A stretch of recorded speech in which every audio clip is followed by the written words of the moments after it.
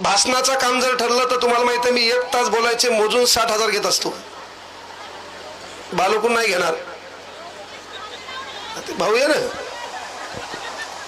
पण 1 तास बोलायचे मोजून 60 घेत असतो. 59 बी नाही, 59,999 बी नाही. तू पुण्यतिथीला बोलो, जयंतीला बोलो, कशाला बी बोलो, मी 60च घेणार.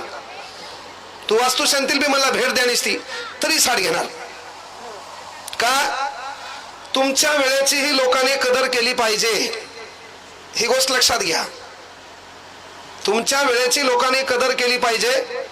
ज्याला गरज आहे ते बोलल न बोलल. आपलं काम भाषणबाजीवर नाही ना, की बाबा नाही मी भाषण ठोकल्यावरच आपलं घर चालणार आहे. आपण हातात मार्कर घेतला, बोर्डवर लिहिलं, बटकन पैसा येणार आहे.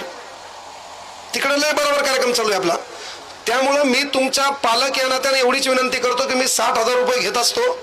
पण इथं बसलेलं एखादं लेकरू आहे आणि तुम्हाला वाटलं बाबा याला शिकताना अडचणी आली, मायबापा नाहीत, बिंदास त्याला परभणीत घेऊन या. त्याचं खाणं पिणं राहणं कपडे नोकरी लागेपर्यंत कांगणे सर एकटेच करणार.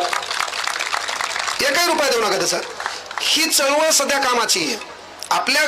अशा नवनवीन व्हिडिओ पाहण्यासाठी चॅनलला लाईक आणि सबस्क्राईब करा.